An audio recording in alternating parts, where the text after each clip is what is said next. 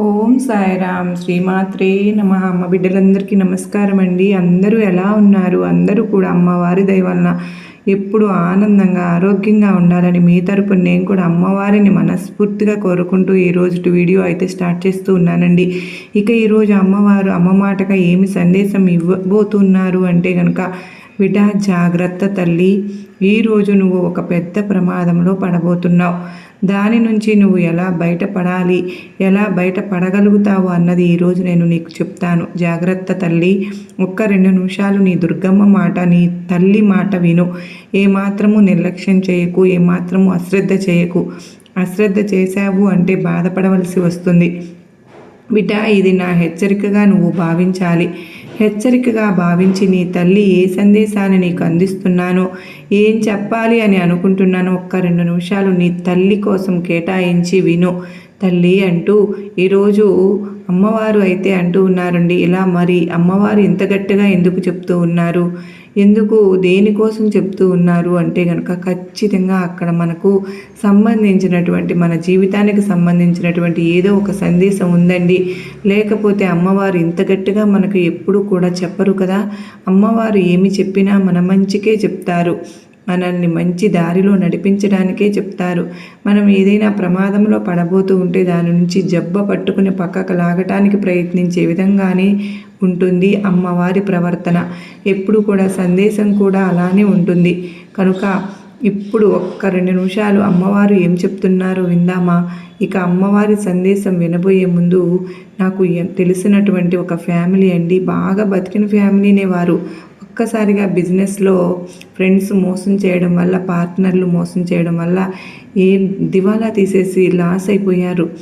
అంటే ఉన్న ఇల్లు పోయింది, ఆస్తుపాస్తులు పోయి, వాళ్ళ దగ్గర ఉన్న బంగారం కూడా పోయింది, తినడానికి కూడా ప్రతి పూట లాటరీ అంటే కొట్టవలసిన పరిస్థితి వచ్చింది. వాళ్ళకి ఎంత ఉన్నతంగా బతికిన వాళ్ళు ఒక్క పూట అన్నానికి లేక బాధపడుతూ ఉంటే ఆ సిచ్యువేషన్ ఎంత నరకంగా ఉంటుంది.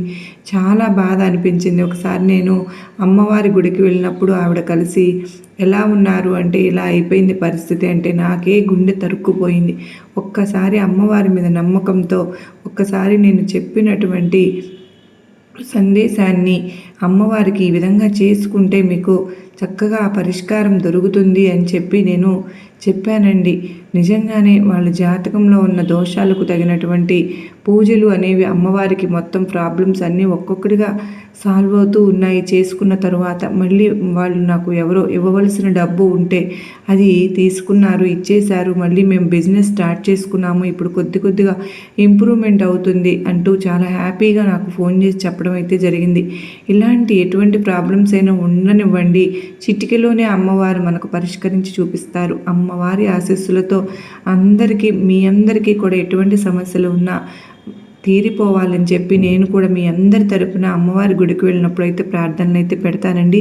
మీరైతే మాత్రం కామెంట్ సెక్షన్లో శ్రీమాత్రే నమః అని కామెంట్ చేయడం మాత్రం మర్చిపోవద్దు.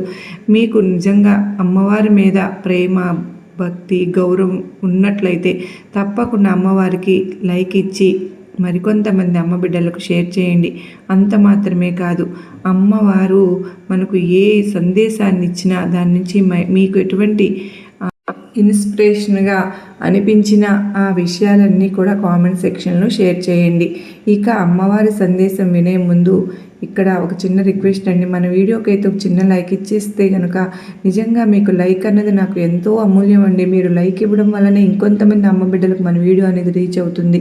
ఇక మన ఛానల్ ఫస్ట్ టైం చూస్తుంటే సబ్స్క్రైబ్ చేసుకుని మీ సపోర్ట్ నాకు అందిస్తారు కదా. ఇక అమ్మవారు ఇలా అంటూ ఉన్నారు, బిడ్డ ఎప్పుడు నన్ను ఇలా అడుగుతున్నావు కదా తల్లి దుర్గమ్మ, నాకే ఎందుకు ఈ కష్టాలు?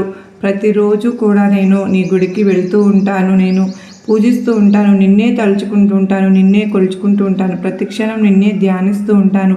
దుర్గమ్మ దుర్గమ్మ అన్న మాట తప్ప ఇంకో మాట నాకు రానే రాదు కదా. నిన్ను తలవందే వచ్చి మంచి నీళ్ళు కూడా, పచ్చి మంచినీళ్ళు కూడా ముట్టుకోలేదు. నిన్ను తలవందే రాత్రి కంటికి నిద్ర కూడా పోను కదా. మరి ఎటువంటి నాకు ఎందుకు దుర్గమ్మ ఇన్ని కష్టాలు? ఎందుకు తల్లి ఇన్ని అవమానాలు, కన్నీళ్ళు?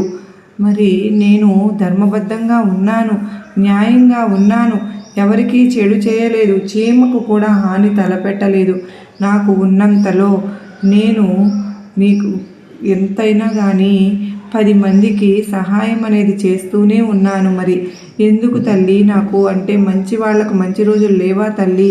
ఇంకా ఎన్నాళ్ళు నాకు ఈ కష్టాలు దుర్గమ్మ? ఎందుకు తల్లి నాకు ఈ బాధలు అని అడుగుతూ ఉన్నావు కదా తల్లి. నీ జీవితంలో నీకు ఎటువంటి పడని బాధ అంటూ ఏదీ లేదు, నాకు తెలుసమ్మా. ఆ విషయం నాకు జీవితంలో ఒక్కొక్కసారి కొంతమంది దేవుడిని కూడా తలవని వారు కూడా, గుడి మెట్లు కూడా ఎక్కని వారు, పిల్లికి బెచ్చం కూడా పెట్టని వాళ్ళు కూడా సుఖంగా జీవిస్తూ ఉంటారు. ఇలాంటి సమయంలోనే అలాంటి వాళ్ళు బాగానే ఉన్నారు కదా. మరి నేను ఇంతగా అమ్మను దుర్గమ్మను తలుచుకుంటూ ఉన్నాను అన్న అనుమానం నాకే ఎందుకు కలుగుతుంది కదా తల్లి. నువ్వు అనుకుంటూ ఉంటావు బిడ్డ, దేవుడికి న్యాయ వ్యవస్థ ఎంత అన్యాయంగా ఉందా? దేవుడు తనను పూజించే బిడ్డలను వాళ్ళకి కష్టాలు పెడుతూ, కన్నీళ్లను పెడుతూ, కష్టాలు కలిగిస్తూ ఉంటాడా అని నువ్వు ఎప్పుడు అనుకుంటూ ఉంటున్నావు కదా తల్లి. నీ ప్రశ్నలన్నింటికీ కూడా ఈరోజు నేను సమాధానం చెప్తాను. నువ్వు జాగ్రత్తగా ఒక్క 2 నిమిషాలు విను బిడ్డ. నీకు ప్రతిదీ కూడా అర్థమయ్యే తీరుతుంది. నీకు దేవుడు ఉన్నాడా లేడా అన్నది కూడా నువ్వే చెప్తావు తల్లి. ఈరోజు ఒక ప్రమాదం నుంచి నిన్ను నేను కాపాడబోతూ ఉన్నాను. ఆ సంఘటన చూస్తే వింటేనే నీకే తెలుస్తుంది దేవుడు ఉన్నాడో లేదో అని. దాన ధర్మాలు, దైవభక్తి కలిగిన వాళ్లకు మాత్రమే ఎందుకు ఎక్కువ కష్టాలు? భగవంతుని కలలో కూడా నమ్మని వాళ్లకు ఎందుకు సుఖంగా ఉంటున్నారు? ఇలాంటి సందేహాలతో, అనుమానాలతో, ప్రశ్నలతో నీ మనసు నిండిపోయి ఉంది కదా బిడ్డ. అయితే విను. అరటి పండు వలిచి చేతిలో పెట్టినంత సులువుగా నీకు అర్థమయ్యేలాగా నేను చెబుతాను తల్లి. ఈరోజు జాగ్రత్తగా నువ్వు వింటావు కదూ.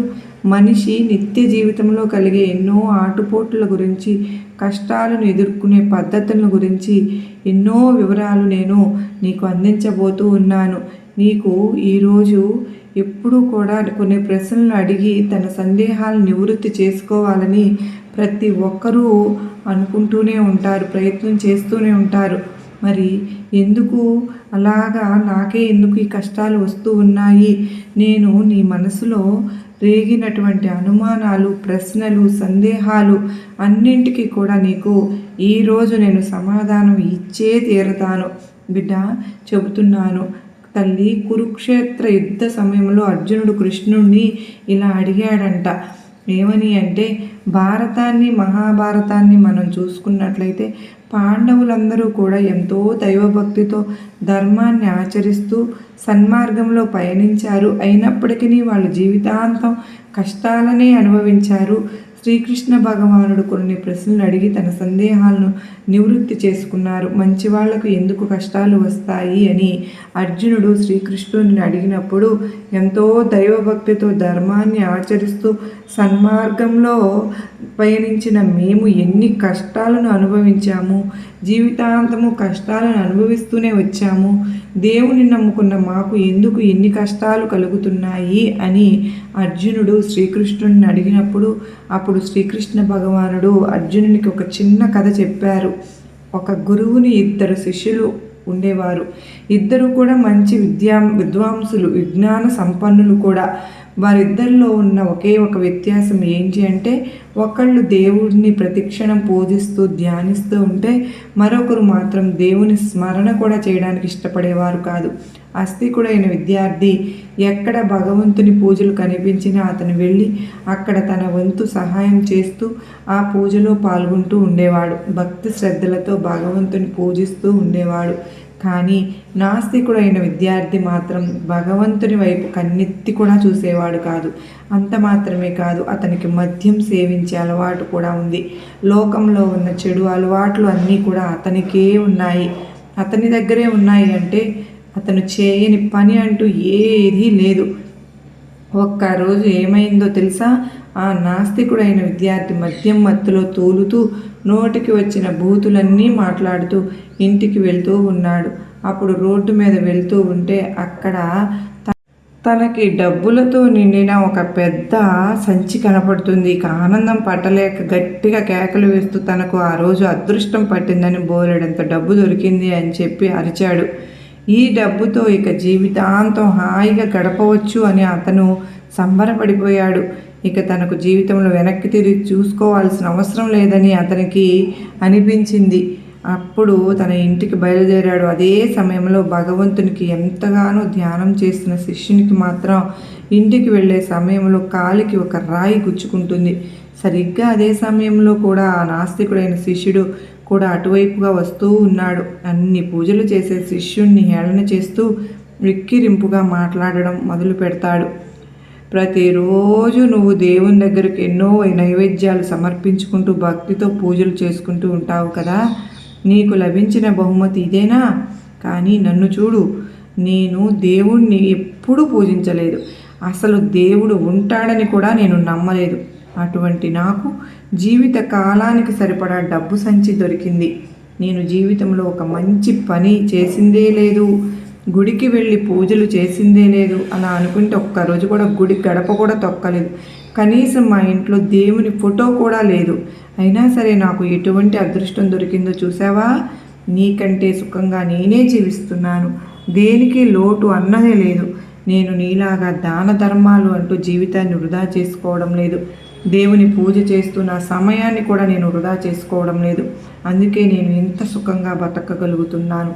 నాకు పట్టిందల్లా బంగారమే అయిపోతుంది అని అతన్ని చెప్తాడు. ఇక ఈ భక్తుడైన ఈ విద్యార్థికి మనసులో ఏదో తెలియని బాధ కలుగుతుంది. ఈ నాస్తికుడు చెప్పిన దాంట్లో కూడా ఏమాత్రము తప్పు లేదు కదా. అతను ఒక్కసారి కూడా దేవుని ముందు చేతులు జోడించి నిలబడింది నేను చూడలేదు. అసలు నిలబడలేదు. ఒక్కసారి కూడా పొరపాటును కూడా ఒక్క పైసా కూడా ఎవరికి దానం చేసింది కూడా లేదు. దానికి తోడు ఎన్ని దురలవాట్లు కూడా ఉన్నాయి. నోటికి వచ్చిన అడ్డమైన బూతులన్నీ కూడా మాట్లాడుతూ ఉంటాడు.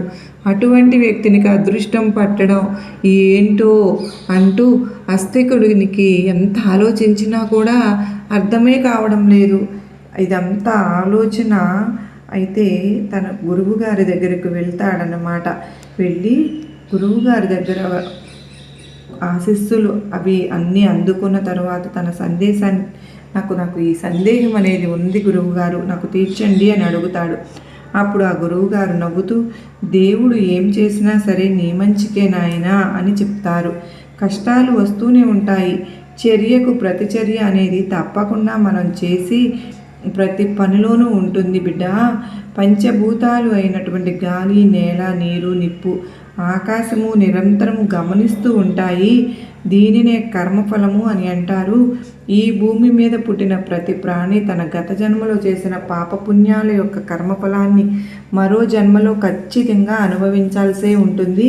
నీకు కాలిలో రాయి గుచ్చుకుంది ఈ రోజున అంటే నీకు కాలిలో రాయి గుచ్చుకుని రక్తం కారుతూ నువ్వు విలవిల్లాడిపోయి బాధపడిపోతూ ఉన్నావు. అది ఎందుకు జరిగిందంటే ఈరోజు నేను చెప్తాను విను.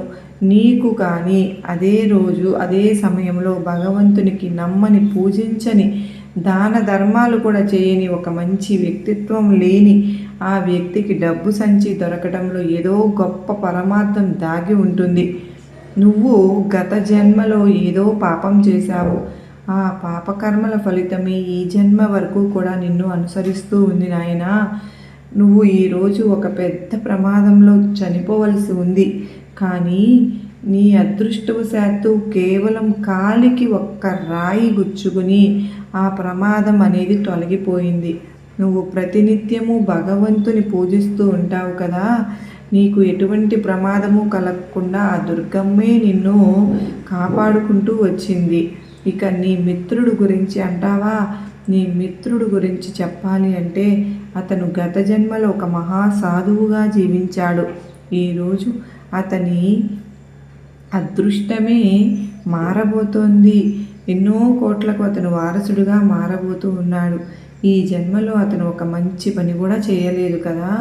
అందువల్లనే గత జన్మ తాలూకా పుణ్యఫలం ఫలితంగా ఈరోజు అతనికి ఈ జన్మలో కేవలం మరికొంత డబ్బు మాత్రమే లభించింది. ఇప్పుడు అతను ఏదైతే అనుభవిస్తూ ఉన్నాడో అది గత జన్మలో అతను చేసిన పుణ్యఫలం ఇప్పుడు అతనికి వచ్చింది. ఇక ఈ జన్మలో రవ్వంతా కూడా మేలు చేయని, ఉపకారం చేయని, దైవ భక్తి లేని ఇతను వచ్చే జన్మలో ఎలా ఉంటాడో కూడా ఆ భగవంతునికే కూడా తెలియదు.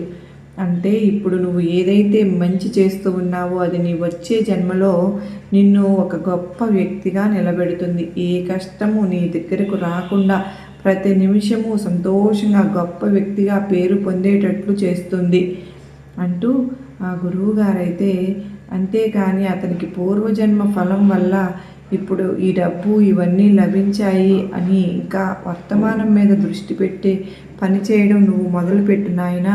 అంతేకాని దుర్గమ్మను నిందించకు. తనను నమ్మిన వారిని దుర్గమ్మ ఎప్పుడు కూడా మోసం చేయదు. ఇలా అంటూ గురువుగారు చెప్పిన మాటలు విన్న తర్వాత శిష్యునికి జ్ఞానోదయం అవుతుంది. దుర్గమ్మ పట్ల మరింత భక్తి పెరిగిపోతుంది. కర్మ ఫలితం ఏ విధంగా ఉంటుందో నీకు కూడా అర్థమైంది కదా బిడ్డ. మరి బంగారాన్ని ఎంతో వేడిలో కరిగిస్తే కానీ అందమైన ఆభరణంగా మారదు. అలాగే కష్టాలు అనేవి ఇప్పటికీ ఉన్నాయి అని అంటే గనక బాధపడవద్దు. ఎందుకు అని అంటే ఆ కష్టాలు అనేవి ఎప్పటికీ శాశ్వతంగా అయితే ఉండవు. నీకు మంచి వారికి ఎప్పుడు కూడా మంచే జరుగుతుందమ్మా. చెడ్డవాళ్ళు మొదట సుఖాన్ని అనుభవిస్తారు, కానీ ఏదో ఒకరోజు ఆ పాపకర్మల ఫలం వాళ్ళు అనుభవించక తప్పదు. మరి నీకు అంటూ ఇంతలో ఇంత మాత్రానికి నాకు నా దుర్గమ్మ కష్టాలు ఇచ్చేశాను, నన్ను పట్టించుకోవడం లేదు అంటూ, నన్ను నిర్లక్ష్యం చేస్తున్నాను అంటూ, నా కష్టాలను నన్ను వదిలేసింది దుర్గమ్మ అంటూ నిందించేస్తున్నావా? నీ దుర్గమ్మ ఎప్పుడు కూడా నీ కష్టాలన్నింటినీ కూడా ఏదో ఒక కారణం ఉంటుంది అని నువ్వు గ్రహించు తల్లి. ఇప్పుడు నువ్వు పడుతున్న ఈ బాధలన్నింటినీ కూడా నువ్వు పూర్వజన్మలో చేసుకున్న కర్మ ఫలితమే బిడ్డ. కొద్ది రోజులు నువ్వు అనుభవించాలమ్మా. ఆ కర్మఫలం తెగే రోజు వచ్చింది అంటే నీ దగ్గర ఇంకా ఏమీ ఉండదు. నీకు కష్టాలు ఉండవు, కన్నీళ్ళు ఉండవు, దరిద్రాలు ఉండవు, బాధలు ఉండవు, ఏమీ ఉండవు. అలాగే ఏదైనా సరే చిన్నగా ప్రమాదాలు, ఏదైనా కష్టము బాధ వచ్చినప్పుడు అసలు దుర్గమ్మ నన్ను పట్టించుకోవడం లేదు, లేకపోతే నాకు ఈ దెబ్బ తగులుతుందా, నేను ఇక్కడ పడను కదా, నాకు ఈరోజు ఈ కష్టం వస్తుందా, నేను ఈరోజు ఈ కన్నీళ్ళు పెట్టుకోవాల్సిన స్థితి ఏర్పడుతుందా అంటూ నిందించేస్తున్నావు కదా బిడ్డ. నీకు ఇప్పుడు అర్థమైందా? నీకు ఈరోజు ఇంత చిన్నగా ఏదో కష్టమో బాధో నొప్పో కలిగింది అంటే పెద్దగా రావాల్సిన కష్టాన్ని, దాన్ని కొండంతగా రావాల్సినటువంటి కష్టాన్ని గోరంతలాగా చేసి నీకు అందించాను అని, ఆ కొండంతే వస్తే నీ మీద పడితే నువ్వు భరించగలిగేదానివా చెప్పు? అసలు తట్టుకోలేవు బిడ్డ. ఇప్పుడు చెప్పమ్మా, నీ దుర్గమ్మ ఉన్నానా లేదా, నిన్ను ఆదుకున్నానా లేదా, నీ కష్టాలన్నీ చూస్తున్నానా లేదా? మరి నీ దుర్గమ్మను నిందించాలని ఎలా అనిపించింది తల్లి? నీకు ప్రతి క్షణం ఉంటాను, నీతోనే ప్రతి నిమిషం ఉంటాను, నీ తోడుగా ఉంటాను, నీ నీడగా ఉంటాను, నీతోనే ఉంటాను, నీలోనే ఉంటాను. నీకు రాబోయే పెను ప్రమాదాన్ని కూడా తప్పించి గోరంతగా ఒక గోరు తగిలినట్లు, వేలు తగిలేటట్టు చేస్తా. ప్రాణాపాయ స్థితిలో పడబోయే నేను నిన్ను కాలివేలు చేతిగోరో తగిలి ఆ ప్రమాదం నీ మీద నుంచి తొలగిపోయేటట్లు చేస్తాను. ఇప్పుడు చెప్పమ్మా, నీ దుర్గమ్మ నీతో ప్రతిక్షణం ఉన్నానా లేదా? నువ్వు చేయవలసింది మంచితనంగా ఉండడమే, మంచి మార్గంలో నడవడమే. ఇప్పుడు ఈ క్షణం నీకు కష్టాలు వస్తున్నాయి కదా, చెడ్డవాళ్ళు అందరూ బాగానే ఉంటున్నారు కదా, మరి నేను కూడా చెడు దారిలోకి వెళ్తాను అని మనసైతే మార్చుకోవద్దు బిడ్డ. నువ్వు న్యాయబద్ధంగా ధర్మబద్ధంగా వెళ్తున్నావు, అదే దారిలో వెళ్తూ ఉండు. అదే నిన్ను ఒకరోజు మంచి ఉన్నత స్థాయిలో నిలబెడుతుంది. ఇదే నీకు ఒక మంచి మార్గాన్ని చూపిస్తుంది. ధర్మబద్ధంగా న్యాయబద్ధంగా ఉంటే నీ దుర్గమ్మ కూడా ఎప్పుడూ నీ తోడుగానే ఉంటాను. నీ కష్టాలు ఎక్కువ రోజులు ఉండవు బిడ్డ. సమసిపోయే రోజులు ఈ దగ్గర పడిపోయాయి, జాగ్రత్త. నీ దుర్గమ్మ మాట గుర్తుంచుకుంటావు కదూ అంటూ అమ్మవారైతే ఈరోజు చాలా అత్యద్భుతమైన సందేశాన్ని అందించారు కదండి. నిజంగా అమ్మవారి సందేశంలో ఎంత నిగూఢమైనటువంటి అర్థం దాగి ఉందో కదా. మరి మనం అనుకుంటూ ఉంటాం, నిజంగా నాకే ఎందుకు ఇన్ని కష్టాలు అని. మరి ఈరోజు అమ్మవారు దానిలో ఉన్నటువంటి మర్మాన్ని తెలియజేశారు కదా. మరి ఈ వీడియో మీ అందరికీ గొప్ప నమ్మకాన్ని, ధైర్యాన్ని కలిగించింది కదూ. నచ్చింది అనుకున్న ప్రతి ఒక్కరూ కూడా ఈ వీడియోకి ఒక చిన్న లైక్ అయితే ఇచ్చి నాకు సపోర్ట్ ఇవ్వండి. మరో చక్కని సందేశంతో కలుసుకునేంత వరకు అమ్మవారి కృపా కరుణ కటాక్షములు మనందరిపైన, మన కుటుంబ సభ్యులందరిపైన నిండుగా మెండుగా ఉండాలని, మనకు అష్టైశ్వర్యాలను ఆయురారోగ్యాలను ఆ తల్లి ఈరోజే ప్రసాదించాలని నేను కూడా మీ అందరి తరపున ప్రతిరోజు కూడా గుడికి వెళ్ళినప్పుడు నేను ప్రార్థనలు అయితే పెడుతూనే ఉన్నాను. ఖచ్చితంగా అమ్మవారు ఆ చూపు మనపై పడుతుంది. పడేంత వరకు మనం అమ్మవారిని నమ్మకంతో గనక 100కు 1000% గనక పూజించుకోగలిగితే అమ్మవారి కృప మన వెంటే, అమ్మ దయ ఉంటే మనకి ఇంకేం కావాలి చెప్పండి. మరి అమ్మను అందరూ ఆరాధిస్తున్నాం. అమ్మవారి మీద ఎంతో ప్రేమ ఉంది మనందరికీ కూడా. మరి అమ్మవారికి ఒక చిన్న లైక్ ఇవ్వడం మాత్రం మర్చిపోతున్నాం. ప్రతి ఒక్కరూ కూడా ప్రతి ఒక్క జీవితంలో సుఖంగా సంతోషంగా ఉండాలని మనస్ఫూర్తిగా అమ్మవారిని కోరుకుంటూ మరలా కలుసుకున్నంత వరకు అందరికీ నమస్కారం అండి. శ్రీమాత్రే నమః. సర్వే జనా సుఖినో భవంతు.